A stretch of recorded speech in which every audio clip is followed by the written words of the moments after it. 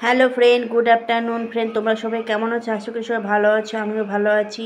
আর আমি আজকে বানাবো তোমাদের জন্য পনিরের রেসিপি। সেটা কী করে সেটা সেরকম কোথাও কড়াইতে তেল দিয়ে দিয়েছিলাম। তেলটা গরম হয়ে যাওয়ার পর আমি এখানে একটা শুকনো লঙ্কা দিয়ে দিলাম, গোটা গরম মশলা হাফ একটা এলাচ দিয়ে দিলাম, তারপর দুটো তেজপাতা দিয়ে দিলাম, তারপরে জিরা ফোড়ন দিয়ে দিলাম। তারপরে এটাকে সুন্দর করে নাড়িয়ে চেড়ে নেবো। আমি এখন নাড়াচাড়া করে নেবো সুন্দর করে, যতক্ষণ না ভাজা ভাজা হচ্ছে। সুন্দর করে ভাজা ভাজা হয়ে যাওয়ার পর তারপরে আমি এখানটা দিয়ে দিব কেটে রাখা টমেটোটা ভালো করে নাড়িয়ে চেড়ে নিব।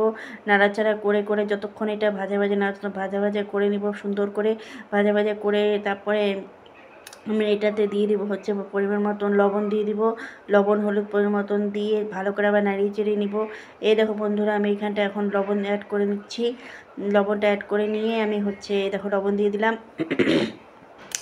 পরিমাণ মতো লবণ দিয়ে দিব। লবণ দিয়ে তারপরে হচ্ছে এখানটা আমি হলুদ দিয়ে দিব, পরিমাণ মতন হলুদ দিয়ে সুন্দর করে আবার নাড়িয়ে চেড়ে নিব। নাড়িয়ে চেড়ে নিয়ে ভাজা ভাজা যতক্ষণ না হচ্ছে ততক্ষণ আমি এটাকে নাড়াতে থাকবো। নাড়ানো হয়ে গেলে তারপরে আমি এখানটা টমেটোটাকে যতক্ষণ ম্যাশ হচ্ছে টমেটোটাকে সুন্দর করে একদম মানে ভালো করে এক হাতে ধরে মোবাইলটা এক হাতে ধরে করি, তো তাই হচ্ছে অসুবিধা হয় বন্ধুরা, বুঝলে? একটু কষ্ট করে দেখে নিও তোমরা।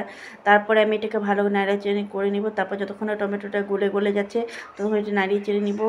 নাড়িয়ে নেওয়ার পর তারপর হচ্ছে আমি এখানটায় দিয়ে দিব হচ্ছে আদা বাটা করেছি। আদা বাটাটা যখন টমেটো আধা আধা ভাজা হয়ে যাবে তখন এখানে আদা বাটা দিয়ে আবার সুন্দর করে কষিয়ে নেব। দেখো এখানে বন্ধুরা টমেটোটা সুন্দর আমার মাখা মাখা হয়ে গেছে। এখন আমি এখানটায় কেটে রেখে আলুটা ছেড়ে দিব। আলুটা ছেড়ে দেওয়ার পর কাঁচা লঙ্কা আলু সব কেটে রেখেছি একসাথে, ওটা ছেড়ে দিলাম।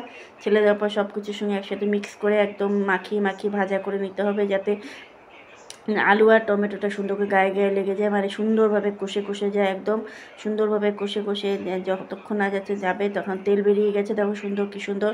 তারপর আমি এখানটায় দিয়ে দিব হচ্ছে বাটার পনির মশলা দিয়ে দিব। এখানটায় বাটার পনির মশলাটা দিয়ে দেওয়ার পর তারপরে আমি এখানটায় দিয়ে দিব হচ্ছে একটু লাল লঙ্কার গুঁড়ো, মানে লঙ্কার গুঁড়োটা যাতে একটু মানে রঙটা হয়, রঙের জন্য সামান্য পরিমাণ লঙ্কার গুঁড়ো, কাশ্মীরি লঙ্কার গুঁড়ো সামান্য পরিমাণ দিয়ে দিব। আমি একদমই মানে নামমাত্র সামান্য পরিমাণ, দেখতে পাচ্ছি তোমরা, অল্প একটু দিয়ে দিলাম। দিয়ে দেওয়ার পর আবার সুন্দর করে এটা নাড়িয়ে চেড়িয়ে নিব ভালো মতন, যতক্ষণ কষা না হচ্ছে। মশলাটা দিয়ে দিব, এখানে জিরা অ্যাড করব না, কারণ এটা হচ্ছে বাটার পনির মশলা হচ্ছে, সেই জন্য এখানটায় শুধু বাটারই সব জিনিস হবে। তারপরে হয়ে যাওয়ার পর তারপরে যখন ভাজা হবে তারপরে এখানে পরিমাণ মতো জল দিয়ে দিব। জল দিয়ে তারপর ঢেকে দিব, ঢাকনা তুলে নিব। দেখো এখানটায় সুন্দর এটা কষে গেছে। কষে যাওয়ার পর আমি এখানটা ভেজে রাখা পনিরটা ছেড়ে দিব।